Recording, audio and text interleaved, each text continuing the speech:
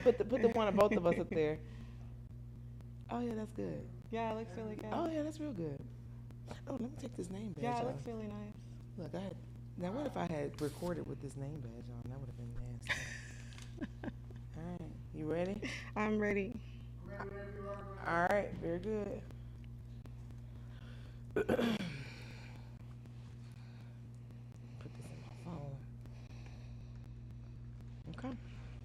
Let's go. All right, we on there. So, oh yeah, last thing I didn't tell you, like if you get to that moment, Icy, did you see Icy when she looked in the camera ever? It was so cool. If you like have something and you want to direct it to like, listen, y'all, you know, Okay. this option. Looking. This is you. This one. Yes. Okay. For the most part, we're looking at each other, but if you Okay. ever get to that point, Queendom, and how. work structure. So, what was the common theme you were seeing, or maybe that circumstance? I know you know shared about your personal journey, but that circumstance that was like, okay, this is exactly what it needs to look like, and on the other end of this, this is what that person should feel like, in professionally or personally. That's a really good question. So I will say that I'm an entrepreneur, so I've had a successful business most of my career, and I remember it was 2019, so it's right before the pandemic. I mean, I was making money. I had clients. Everything was great, but on this particular day, it was New Year's Eve, and we were in Pennsylvania visiting family. And I didn't see my son for 8 hours because I was working on work for one of my clients. So the family literally had to feed my son, like take care of him. They were bringing me food, and I was like, I can't do this. This is not okay. And that's when I decided that this is not the queendom that I want for myself.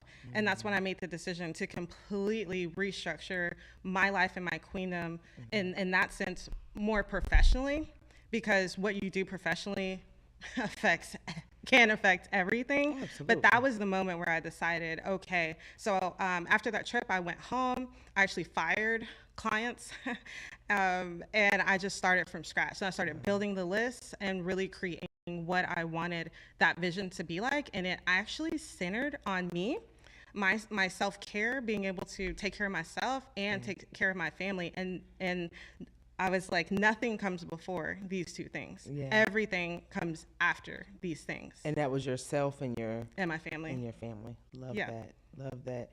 You know, the visual again in my head as you were talking. Actually, it was more of a saying that I've heard often, and I'm sure you've heard it too. Of keep your personal and your work separate. Keep your personal and your professional separate. And we had a guest on our platform that said something that I felt, but it stuck with me. And that was my business is personal. Yeah. And then on the other side of that, right, your personal is a part of your business. Like you find what you love based on the things that you know you learn, your experiences, kind of sometimes how you were made, like the natural gifts and talents. Definitely. Like it's all a part of your personal life as well. And so that's why I really like the concept of this is my house, right? Yep. Like this is my queendom, my domain, my internal house. Of course, you know, residing in an external home, right? Right. But this is my house, and I can't have a family on the other side of town Right. for separating my business and my personal, right? Like I'm Absolutely. one family right here.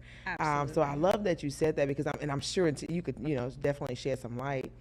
Maybe folks are struggling to like even figure out where business and personal collide, and it sounds like the queendom, there's a collision happening there that's like it helps you to, I guess, continue to elevate across all dimensions of well-being. If that's kind of what's resonating with me as I'm listening. Absolutely. And you bring up a good point because in restructuring my life, I felt I was frustrated and I was kind of honestly getting a little resentful towards my son and my husband. Like, I can't hit the goals, like the Right. goals that I want to because I have to take care of y'all and I have to take care of the house and do all these things. And then I realized, Ashton, you've never looked at your life. You did great, dreaming of that dream life, but that was without your responsibilities.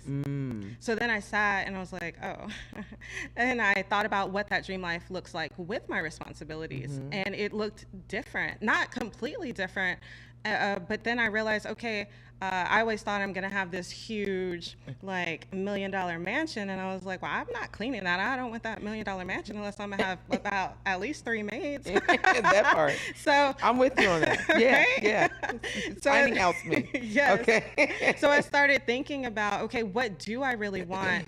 And how does that align with still taking care of my family? And so I started declining clients. I had a lot of clients that wanted to be, work with me, but you're a little toxic. So I just started cutting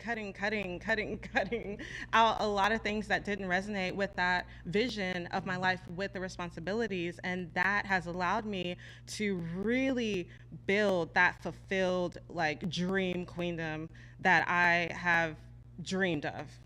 No, that's so good. So I did something in the community the other day that made me think about it, and I'm interested even in your advice on Oh, this, yeah.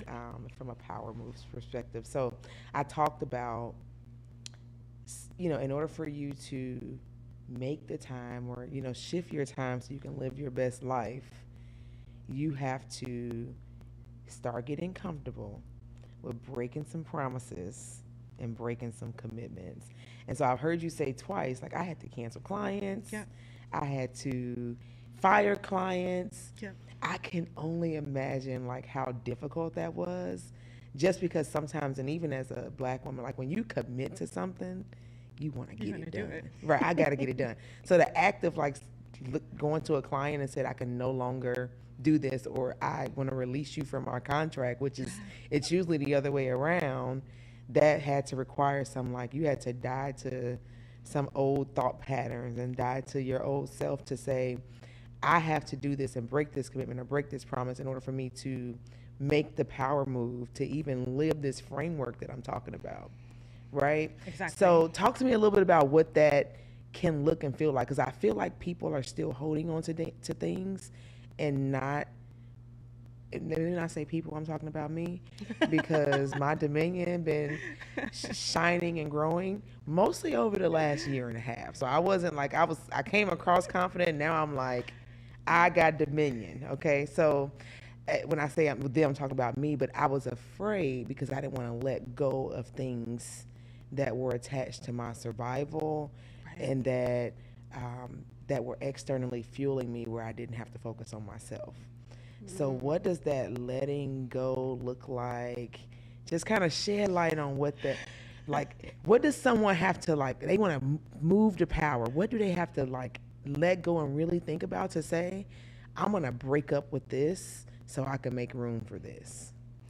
That's a really good question, and I will say it's messy. It was messy Come as on. heck. Yes. It was sometimes miserable, because it's not comfortable to break commitments. And one thing that always played in my head is, I think Tony Robbins says, you have to burn the boats and just go for it. Yeah. And so I just knew I wanted something different, and I had my faith, like, okay, if I trust myself, I trust God. So if I have this vision, if this vision was given to me, it's in my heart, then it can become a reality. Yeah. And I need to trust that, because not trusting that, I'm frustrated, I'm overwhelmed, I'm burnt out, and I don't believe that that's how I deserve to live. I don't deserve that. I'm worth more. And I will say that now, in this last month, both of my clients gave me promotions. One, I asked for it, but I didn't even have to create a presentation or anything. It's like, hey, yeah, I've been working with you for a year. It's time to Contract. Yesterday's price is not today's yes. price. And the other one paid me more money without me even asking, and like a big amount. So I was like, dang, okay, this is so awesome. It was worth it, but it wasn't overnight. And that's one thing, having the patience and really believing in yourself, working on yourself. I do a lot of work on myself, a lot of self-care, self-love exercises, a lot of being mindful, listening to my body. So it's not just having the vision for it. It's work, and that's why those 10 self-work areas are so important, because you work in those constantly, consistently, and I'm proof that it can pay off. Yeah, she said, I am evidence and proof. And you're so right. It does. It gets really, really messy. But then we Completely. are so, especially in business and Definitely. professional and career, um, we are married to some microwave success at times. Yep. And that's probably culturally as well. Like we want it to happen. So if I let go of this thing, this needs to happen like right away because I'm making a sacrifice. Exactly. And I think what I'm hearing from you is that it requires intentionality. It requires patience, Lots of but patience. heavy on the intentionality. Yes, Yeah. heavy, and not being afraid to let things go. Mm. Um, Not being afraid to let money go, because money's Yes. an energy, and so you you know, I believe that I'm taken care of, Yeah. and I'm doing things in alignment. I'm very intentional with my energy. I'm showing up, um, providing excellent services, you know, being good to people. And so all Yes. of that adds up. And realizing it's not just about me. Yeah. And that was a big focus point too, especially in rebuilding Women Who Work, because we started as workshops and networking events. And then I was like, well, if you want this to go to the next level, do you really want to do that? And so bringing back that family element, it's like, well, that's going to take time away from my family. So what else? I still want to do that sometimes, but what else can we do? Mm-hmm. So I started to write books, and I've written, there's 3 workbooks that are out right now. And then I have some more that are coming out too. So I've like, my queendom and making my moves has just completely restructured how I do business, Mm-hmm. how I move in my relationships, how I work with my clients, like completely different. And Mm-hmm. I've been in therapy for the past year, and my therapist was like, wow, you've graduated. Like, Isn't you're a that a good completely thing? different person. And she was like, congratulations. And it's not that I'm a completely different person. I just focus on what really matters, and the Mm-hmm. things that do not really matter. And specifically to my queendom, I'm not focusing on them. I'm Yeah. not focusing on that. Yeah. When I was in more corporate spaces as an employee, that was it's kind of like going to that meeting and all the questions that you really can't get to in the meeting. It's a parking lot. So we used to have this like board up with the parking lot. Like if it doesn't matter, put it on the parking lot list. Yeah. If you start to see that it's coming up in the way that you're doing work or the way that you're living, then you go back and address it. Right. But it's just no way humanly possible. I don't care how smart, intellectually, how high the IQ is. There is no, you can't do everything. You Everything can't. cannot be a priority. You can't. So I like you talked about a couple of tools that sound like other catalysts and just things that can help you make sure that you are at the top of your priorities. For you, you said it's you and your family. Yeah. So talk to us a little bit more about these tools that you have within a framework, like the self work, Yes. and then tell us like if I could give you one tool right now. So this is two-part question. Okay. If I could give you one tool right now out of my book, that is the essential. This is the step of the 10 part framework that you need to go do as soon as you finish watching this episode. Share that as well for us. Yeah, I'm gonna start there. So I would say the visualization exercise of really thinking about your life and thinking about it with your responsibilities and without. And because people, no matter where you are in life, that's something that you can do. And I really advise people to do that type of work at least minimum yearly. I also work in quarters, so not that I'm So revisually. you're a 12 week year person. Yeah, Ah. it definitely helps. Uh, I think that breaking things down and chunking them makes life a little bit easier, not so overwhelming. So for example, I know like it's Q4. I've been working very hard this year, so I'm gonna slow down a little bit. And in the summers, I slow down a little bit because I've spent more time with the family. So knowing what season you're in is really important, really, Yes. really important. Yes. And so when it comes to tools, I have so many, because I literally have created a blueprint to walk you through creating that dream life for yourself. Yeah. And part of that too is walking you through what I call my pillars of success, which are acceptance, self-compassion, ownership, self-mastery, contribution, and legacy. Okay. And part of the self-work method, which is a method that incorporates the Queen of Moves, is going through those cycles. And I'm always at one of those areas. Yes. Yes. Right now, today, I feel like I'm in legacy. I love that. Yeah. So is that like how often do you identify, okay, what zone am I in right now? Is it like a daily thing that you're doing, or is it something that you just, look at the season that you're in? Yeah, I think about it daily. I actually also have a bracelet with all of with different stones that reflect each pillar. And so it's something that I really think about daily. It's not like a must, but I'm like, today I'm feeling, today there's a lot going on. I'm in acceptance today. But I do feel, and I have seen the benefits of because you have to go through all of those cycles. You have to accept, okay, when you think of that vision for yourself, you have to accept it.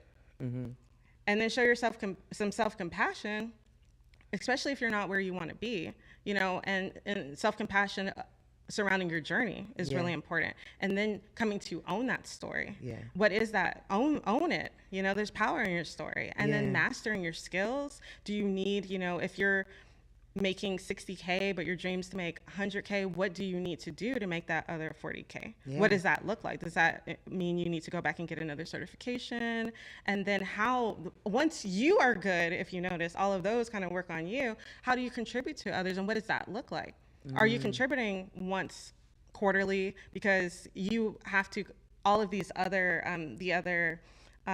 pillars allow you to pour into yourself first, and then how do you want to show up to other people, for other people, and then all of that is you're working on your legacy. I love that. I read a book recently too. It was Dr. Anita Phillips, and she talked about when you're making goals, or when you're trying to understand why you're feeling or thinking a certain way, consider your relationships, your purpose, and your legacy. So she has you break them out into those 3 buckets. My point is, I think having some type of framework, so a actual plan and a strategy versus a concept of a plan, right, is important. And it sounds like you've got an amazing tool that can help people do that in a practical way, that they can actually apply it. And then get to the next step in their queendom. But it's got to be that self-prioritization.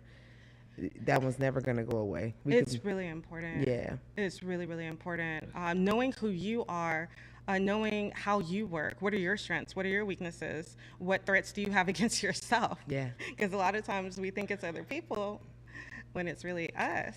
Absolutely. Especially if you want to be a leader, whether that's in corporate America or in your business. If you want to get to that next level, it's going to require you to step up in leadership. Right. Yeah, absolutely. The thing that I thought about too while you were talking, and we did discuss it a little bit in the pre-show, because obviously there's a reason why self-help, all these tools are available for women, right? Because one, we're human givers. Yes. Like no matter what we do, the human giver syndrome exists, the patriarchy exists, all these things, right?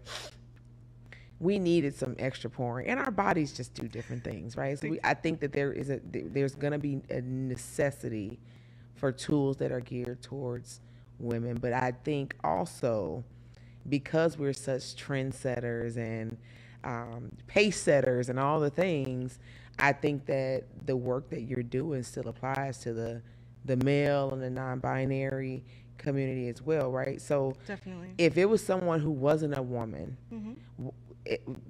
and let's set aside if they're going to just buy this for a woman, right? How does this apply to them, and how they operate in their kingdom, or just their home, whatever they want to call their home? Right. And that's something that's super important because even though obviously most of my work right now is geared towards women, queendom may not resonate. And so I tell people it could be your empire. If you want to use the word Come empire, on. whatever word that makes you feel good. I mean, if you, hey, my sandcastle, I don't know, like whatever word empowers Your temple, you, your vessel. you can think of your, I use the word queendom in that way. And all the work that I do, it's made for a woman. It's made by a woman for women. However, it still applies to everyone because I think it's amazing when someone can know themselves, do that self-discovery work, know their shadow, what keeps them back, how they sabotage themselves, and set goals aligned with their core values and the direction they in life that they want to go. And so the work that I do definitely cuts across all genders. Yes, absolutely. I think it all does, but just considering too, like, just how much of influence that women have on the general population. I think the framework is amazing, and I think it's also important for us to say, okay, and this is how it applies to also everyone. Yes. One, in the output that women are going to put out there in the world because they went through this framework, right? But then also if you want to come join the party as well, right? Exactly, because yes. I don't discriminate against genders. Yes. Women who work, yes, it's women who work. I can say that men are a huge part of my life. I mean, the reason why I do have a fulfilled life, in part, is from my husband who helps me. My son's father who helps me. Yes. I think about how many men have shown up for me. Like my first summit, a man helped me get the venue. Like there's and I do believe that men and women should and can work together, and that just creates a more powerful community. So yeah, even though I'm focused primarily on women right now because we need the most help. Absolutely. We need the most support. I definitely have worked with men too. Absolutely. And you said it earlier too, like I think almost perfectly. You have to pour into yourself so that you can go and contribute effectively to your community. And that's all the other genders and the children and all those things. That's why I love what you're talking about, is because it's more just about making sure that you take care of yourself so that you can pour from not a full cup, right, but a cup that's filled with healthy things. Yes. And not filled with scarcity and trauma and hustle, toxicity, and grind and toxicity. We literally could go on with this for 30 more minutes. We could. With the things that our cups are filled with, okay? Because they're not empty. That's another podcast. But I think because of the self-work, like it's focused on how you take care of yourself, it allows us to go and pour into our communities in a way that's more sustainable. Definitely, because, saying no, you brought this up.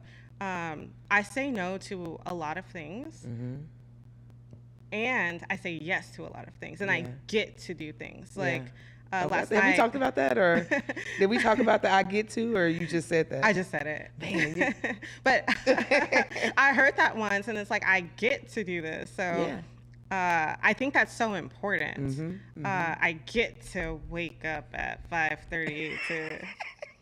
It's all about the language. It really influences the thoughts. Yes. It is. I think that's such a powerful phrase. I get to do this. I've definitely incorporated that into my morning routine primarily. Yes. And it's really helpful. Yeah. And language is so powerful, how you think about things. And especially with I've done a lot of self-work on my mind so that it's healthy. Like I need this mind to be healthy. It's not that the negative things don't pop up or come, it's not that they never come through, but it definitely is few and far between. And having that community, like even last night, I was like, dang, I'm feeling some type of way right now.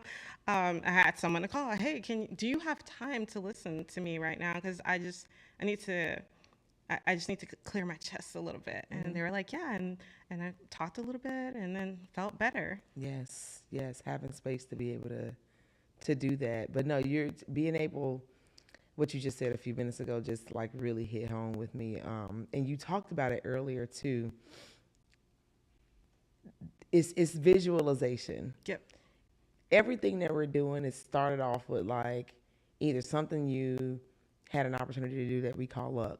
Yeah. It was something that you dreamed about as a kid, right? Or I wanted, when they ask us when we're young, you know, what do you want to be when you grow up? I said I wanted to be a KB Toys manager, and I went into retail. What a coincidence. Oh, wow.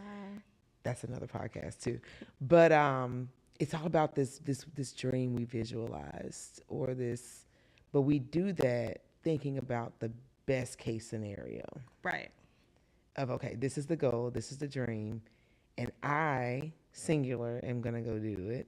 Right. Or this is what I am going to be. And to your point earlier, I think this was probably one of my bigger takeaways from listening and talking and learning from you today was you're considering all those things without your responsibilities. Yeah. And so now I think people shy away from thinking about that worst case scenario because we're afraid to be negative. Right. We don't want to be negative. You focus on the positive, all the language and the things. Like I teach positive mindset, right? I try to model it. But sometimes we have to think about what the negative things might be so we can envision those. And not that responsibilities are negative. Right. But it's just like little roadblocks and detours on this path to getting to that goal. And those just happen to be just responsibilities. Little roadblocks, detours, life lessons. Exactly. Call them what you want, like they're going to exist. They are. So now I think what I took away, you know, again from learning from you was like, let's consider the things that could be roadblocks. Yeah. Like the family, like the, you know, the outside noise. Sometimes it is our marriage to microwave success that could be that roadblock noise, because we're gonna have it. Like, and the reason I brought this up is because you said the negative thought. Like we always trying to think about like, oh, I don't have negative thoughts, or I'm not gonna think like that. I'm gonna change my language. I actually think sometimes you have to think about like, this is the thing that could hold me back, or this is the thing that could hurt me, or so you can plan for it. And even if that exact thing doesn't happen, you have a healthy framework of what you want success to look like. Definitely. Because you considered the alternatives. So that's not that you asked for my lesson, but I wanted to share that before I asked you for your final 5 words. But tell us, how can we get in contact with you? Before your final 5 words, any other just final thoughts that you want to share in regards to queendom and self-work, and then we'll transition out with your final 5 words. Perfect. Yeah, I would say I just encourage everyone to do the self-work to get to know you outside of your family, your friends, your culture, your, you know, where you live, your country, just all of that. Like, who are you? And sit with that. Yeah. And the good and the bad and the ugly. All of it. Yeah. Because we are all beautiful messes. Yes. I would say that, and that's beautiful. It's beautiful to be able to accept who you are truly, who are you wholly, and I think that's like that's the best advice that I can give. Love it. Now Ashley didn't say go figure out what you do. No. She said who you are. Who you are. So it made me think of when I'm introducing myself. Hi, I'm Candace. I'm a podcaster. Yeah, I don't do that. Like, and when I tell you, literally the meeting that I just left was about like, can we just talk about something other than what we do and really connect with people for who they are? So I love that you shared that. So do you have final 5 words? I do. And I want to say how to find me. So it's womenwhowork.com, and work is WERK, not WORK. No. Work, because we do that work, the self-work. Yes. My final 5 words are build your queendom today. Now.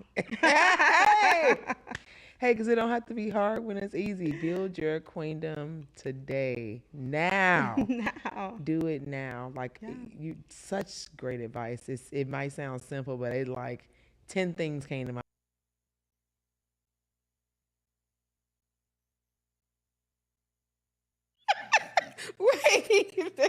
She said she don't know a lot about I you, know. not me. I know. But we start with you so I can know what I'm We supposed to just say. talking. Okay. Don't think too much about it. Okay. Yeah, just so, I don't know a lot about. You said, tell me a little bit about Me? you, Joanne. Yeah, I'm Me. like, where you from? I am. I don't even know where to call home because I was born in Korea. My dad's military. I guess Texas is home because this is where we always end up is I did not Texas. realize your dad was military. Yeah, his military. What, Air Force? Army. Oh, Army, yeah. Though yeah. bottom of the No, totem I'm just kidding. pole. My dad was Yeah. Air Force. Yeah, that little rivalry that Yeah. everybody Yeah. does. Yeah. Yes. So grew up in Killeen, finished nursing school, moved to Austin, and been here ever since. Wow. Yeah. And Kimberly, what about you? What about me? Like, where are you from? Tell us a little about your story. I am from San Antonio, born and raised, and came here for college. Actually, I was here for sixth grade in Austin. I went to Keelan. Oh, you went to Keatling. That's And when they were busing all the kids. yes. Right? Okay. And I think I lived in Houston. I don't remember what school I went to for 1 year, but other than that, I've been in San Antonio. Came here in '95. That's when I started college, and been here ever since. Wonderful.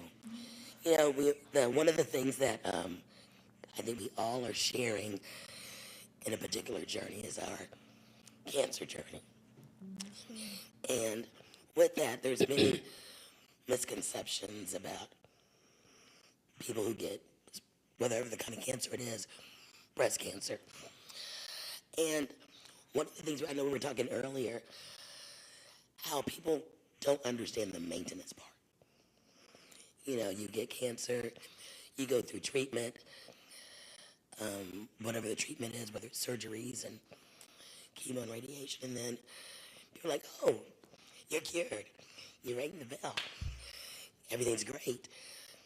But we recognize that's not. So Kim, I'd just like to, just talk to me a little about your cancer journey and then the lessons that you might have learned after going through that, like when you look back on it. Well, I'm glad that you mentioned that because I think that's a really real thing when people look at you and realize that you have gone through breast cancer. They look at you and they're like, oh, you look good, you're over it, you don't have it, and it's the maintenance. And they have no idea what maintenance is. Maintenance is physical, it's transparency, it's our day to day. Maintenance is the hardest thing because every day that I take my shirt off, I was able to see the scars and know what I've gone through, right? But then the journey don't stop just because you've rung the bell. Today I had lab work done. I do it every 6 months. So now I have to wait on my results. That's maintenance. It's not a good thing. It's not an easy thing. But we go through it. But I want the world to know that just because we rung the bell, sometimes you look at people, we have certain sisters that have never rung the bell. How do you know we rung the bell? Yeah. Everyone's journey is different, right? Right. Just understand that we all have maintenance. Maintenance can consist of CT scans. It can consist of scarring. It can consist of going from boobs to no boobs to flat. Everything we go through is very much a process. And the process doesn't stop until God says so. Yeah. So when you think about your journey, like how would you describe the hardest part of your journey, and then where did you find the strength to keep going? The hardest part of my journey, because at the very beginning, I've always had faith. And my faith was tested when I was told I had breast cancer. And I thought I lost my faith a little bit. And I believe the journey really was tough when I got a clot in one of my breasts right after surgery. Okay.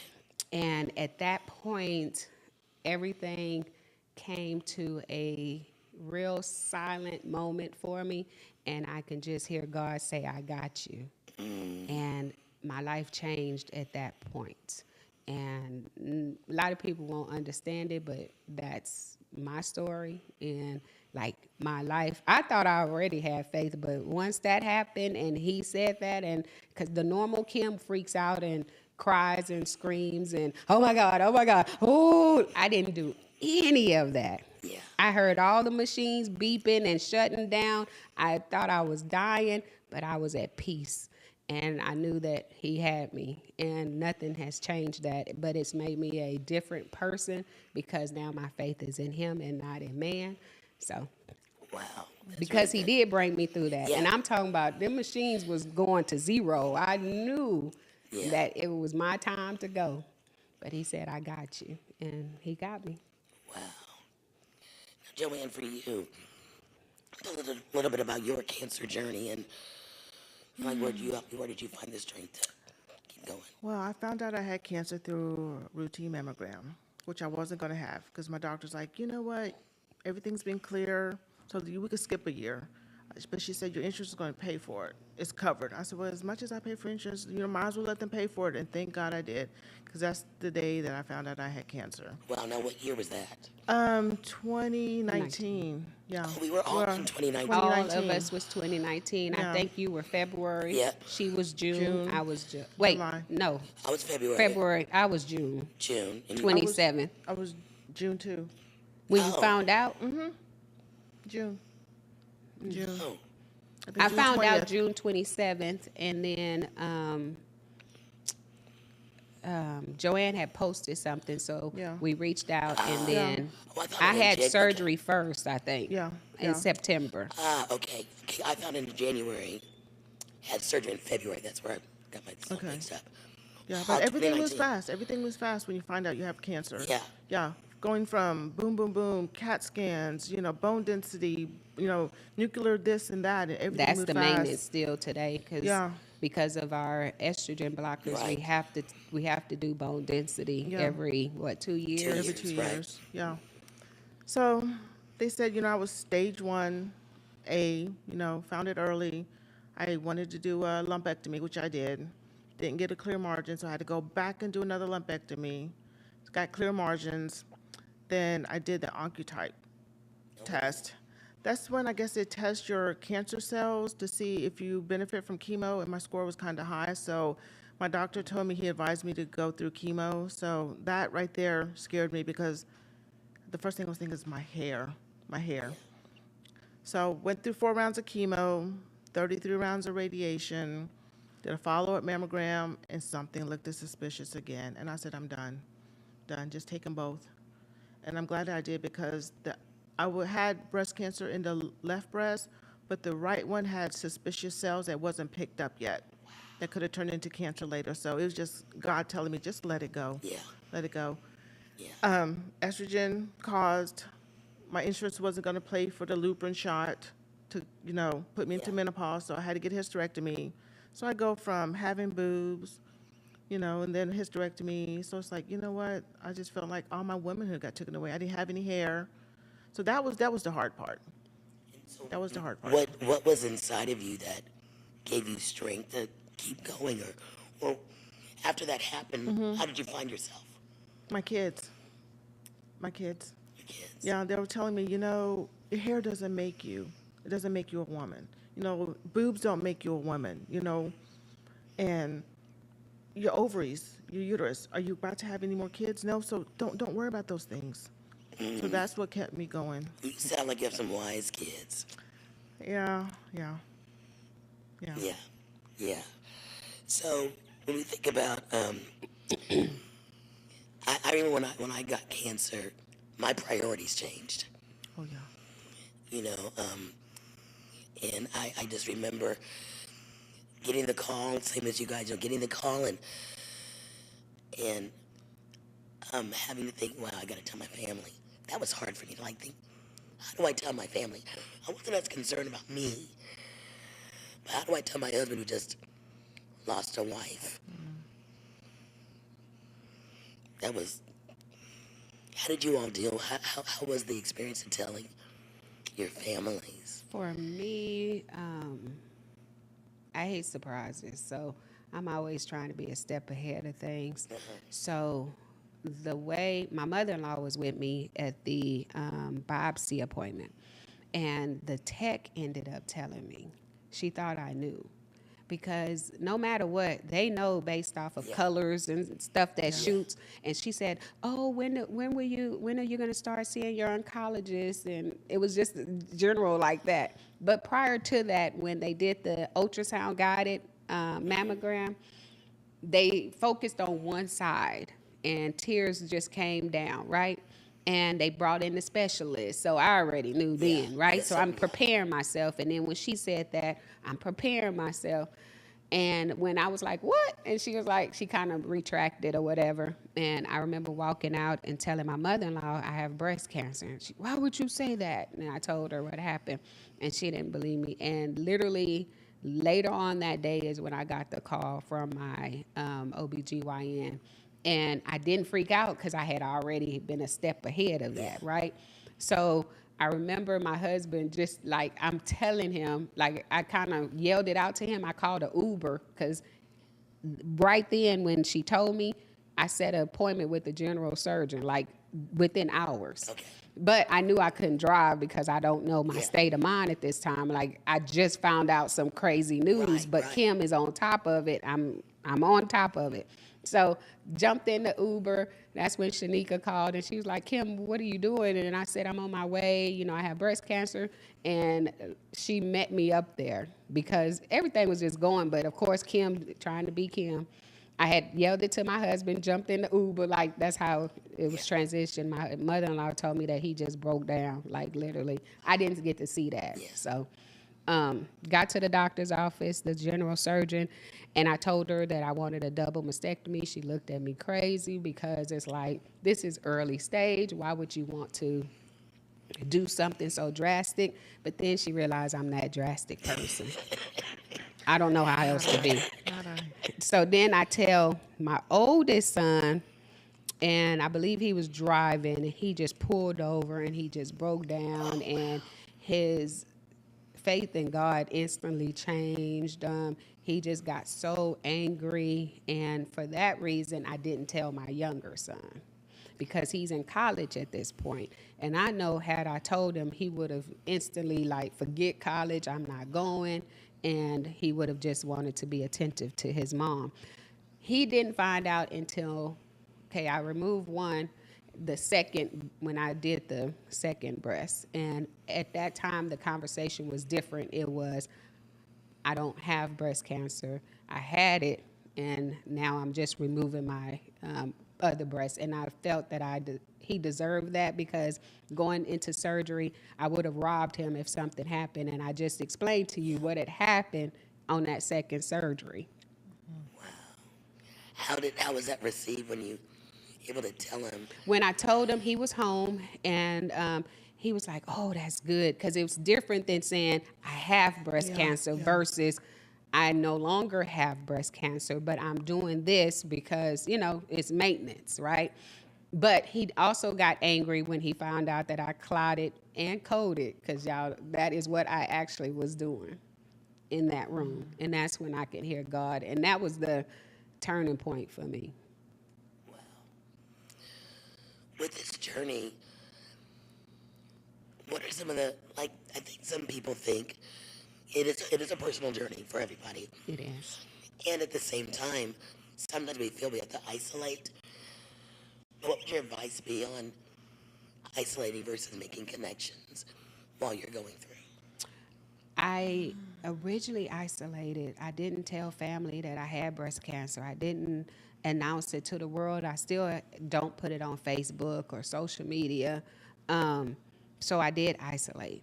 But I was told from a person that my journey is not for me, it's for someone else. And God would want me to help the next person. So from that point, I started being able to talk about it more and embrace my journey more. Because at first it was like, you know, it's just I'm not going to tell nobody, because I'm not that attention getter. Like, if I'm grieving, don't come and give me no hug and stuff like. Let me go through whatever I'm going through. I'm that type of person. So I didn't want all the hoorah behind it. Yeah, and all the Because it's a I'm constant sorry, and reminder of what you're going through. Some people are okay with that. I don't want to be that person. I Yeah. still today don't want to be that person. yeah.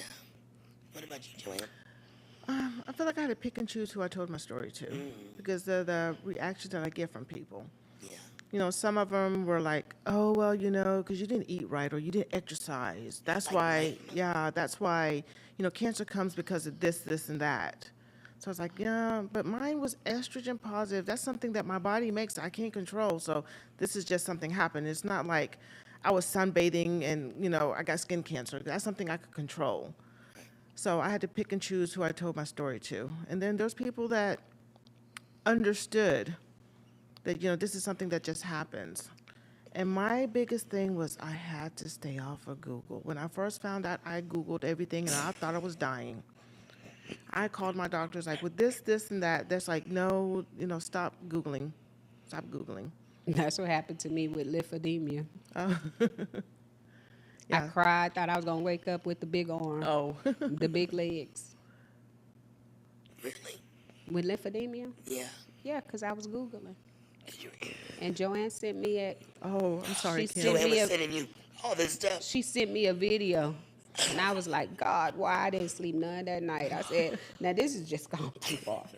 This is so unfair. I'm just going to swell up.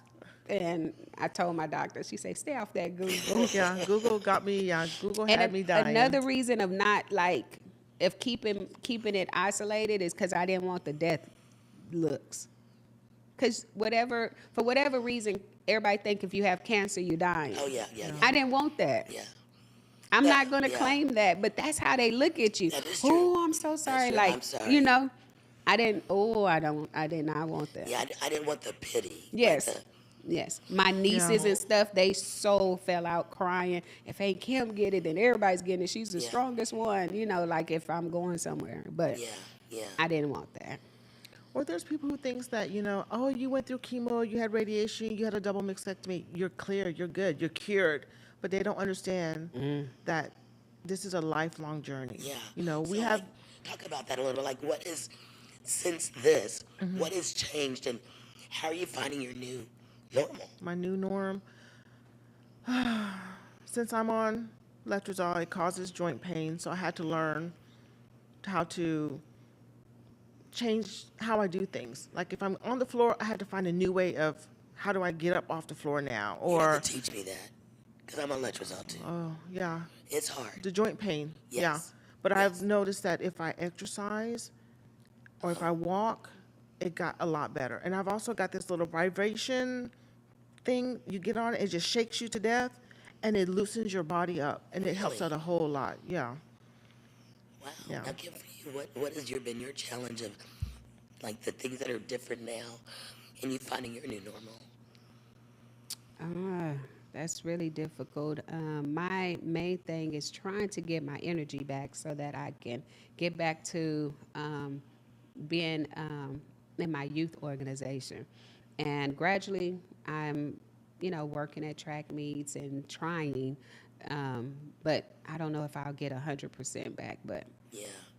And that's one of the hardest things is, like, this is I don't want to give light to PTSD, but this is a similar type of traumatic occurrence, and now you got to figure out, well, now what do I do? Yeah. What's life like? And it's ever evolving, because at the same time, we're getting older. Our bodies are changing as well, on top of But that's on top of us, On top me of- getting pushed into Absolutely.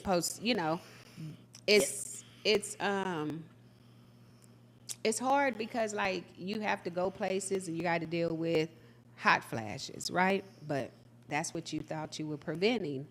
And so from hot flashes to weight up, down, to wearing my compressions, and it's just a lot of it's a lot. maintenance.